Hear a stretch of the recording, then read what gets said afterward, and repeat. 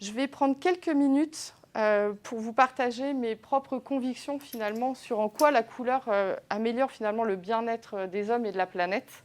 Alors, c'est vraiment quelques coups d'œil comme ça, puisque finalement, je laisserai derrière les experts vous en présenter plein.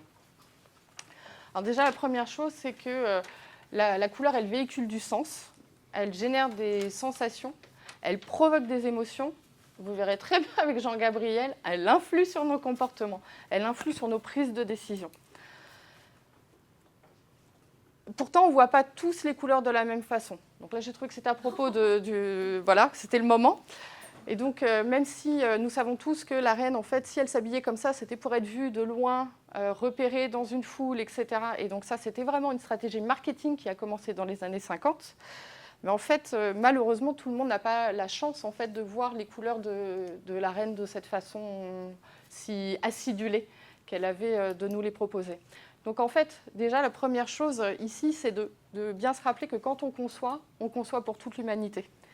Et donc, tout le monde ne voit pas les couleurs exactement de la même façon. Donc peut-être de concevoir pour tous, en tout cas pour eux, permettra de concevoir pour tous.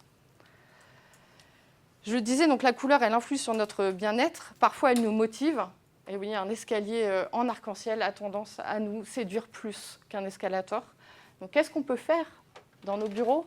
Qu'est-ce qu'on peut faire dans les écoles, dans nos villes, finalement, pour nous rendre notre mobilité, nous motiver à la mobilité ?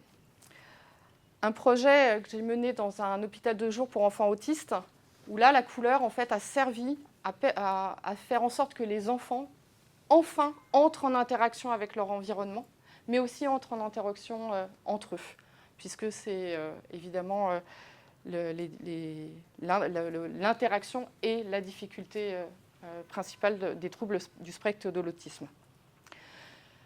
Là, on était dans un hôpital, mais en fait, La Poste, centre de tri, avec Martine, donc quand j'ai commencé ma carrière, Martine Duris, on a changé juste les couleurs des bâtiments et les couleurs des machines. L'année d'après, les scores de bien-être au travail avaient très nettement augmenté et surtout, les accidents ont diminué. Donc en fait, intégrer la couleur dès la conception d'un bâtiment, c'est aussi garantir le bien-être des collaborateurs qui vont y travailler. Évidemment, Céline est là, c'est un projet sur lequel nous avons collaboré. Donc Target a travaillé sur un guide de coloration des hôpitaux. Comment faire en sorte, comme ici dans une chambre, qu'un patient ne soit pas face à un mur neutre. Comment il va pouvoir s'évader, par exemple. Donc dans tous les secteurs d'activité, on peut se poser la question de comment répondre aux usagers. Et puis le rose Baker Miller Pink, peut-être en avez-vous entendu parler, donc qui a été le rose étudié comme étant la couleur la plus apaisante et donc qui est ici utilisée par exemple dans une prison de la Navy aux États-Unis. Si on prend le deuxième volet, plutôt la partie environnementale, c'est des choix en fait. Ce sont des choix d'offres d'abord, avant d'être des choix de conception, puis de choix de production. Et donc, finalement, nous allons tous devoir bien travailler avec nos clients, avec nos chefs de produits, pour, dès le départ, en fait, prendre les bonnes décisions pour avoir le moins d'impact possible avec la couleur, en termes d'environnement. Mais des fois, c'est l'inverse, c'est-à-dire qu'en fait, on a des bonnes surprises. Comme ici, le projet de l'agence XTU qui a développé un concept de biofaçade. Donc, ce sont des algues, des micro-algues qui finalement absorbent le CO2 et renvoient de l'oxygène. Et évidemment, c'est merveilleux, c'est vert. Donc ça voudrait dire que nos villes pourraient changer de couleur tout simplement pour reproduire de l'oxygène pour nous. Alors je vais faire très léger puisque ça a été abordé, mais on sait que le blanc rafraîchit, mais l'université de Purdue vient de proposer finalement un blanc sur base de sulfate de barium qui a la propriété de rafraîchir en plus, au lieu de renvoyer les rayons, elle rafraîchit de plusieurs degrés les surfaces sur lesquelles elles sont posées. Donc c'est une affaire à suivre. Et quand on parle du blanc, est-ce qu'on parle du blanc ou est-ce qu'on parle de l'incolore ? Tout à l'heure, on s'est posé la question. Et ça a été évoqué aussi. J'aime bien cet exemple parce que quand vous avez une institutrice ou un instituteur qui vous demande... Ouh là, je parle comme les vieux là. Hein. Un professeur des écoles qui vous demande pour le spectacle de fin d'année que les enfants viennent avec un t-shirt blanc, en fait, ce qu'il veut, c'est que le t-shirt soit incolore, une absence. qu'il n'y ait rien qui soit raconté. Ne peut-on pas le faire avec un t-shirt qui est non blanchi, grège, de la même façon pour le papier?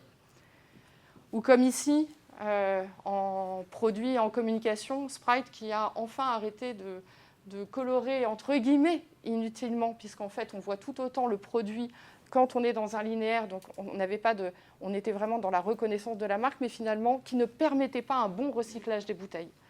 Donc, par un choix, encore une fois, d'offres et de conception, on a un impact réduit. Et c'est la même chose dans le textile. En fonction des quantités qui vont être produites, on peut colorer dans la matière, par exemple pour les fibres plastiques, on peut utiliser de la teinture sans eau, on peut décider de teindre une seule fibre sur les deux, d'utiliser les teintures naturelles, ou encore aujourd'hui, ce qui est en train de se développer, la teinture sur le fil, l'impression du fil avec la couleur. En tout cas, il y a beaucoup de choses qui sont en train de se développer, notamment pour faire de la pièce sur mesure. Et là, sachez qu'Amazon avance très vite là-dessus. Enfin, on peut regarder dans la matière colorante en elle-même. Et donc, un exemple de pili, ce sont des bactéries en fait, qui produisent de l'indigo, mais pas que de l'indigo, d'autres couleurs. Et donc là, cette entreprise, par exemple, vient de bénéficier d'un très gros financement européen pour pouvoir aller jusqu'au bout et donc travaille avec des vrais partenaires industriels pour mettre tout ça en circuit. Et enfin, ça concerne toutes les industries, ça concerne tout le monde, y compris le luxe. Et donc là, vous avez un exemple de Bentley qui a développé donc, la peinture sur base de déchets agricoles, des rizicultures. Et toutes les boiseries, en fait, c'est du chêne des marais. Donc le chêne des marais, en fait, c'est du bois qui est tombé seul, qui est mort et qui est resté de nombreuses années dans le sol et du coup qui se noircit naturellement. Donc il n'y a pas de retraitement. Je vous remercie et puis je vais laisser la parole à Jean-Gabriel.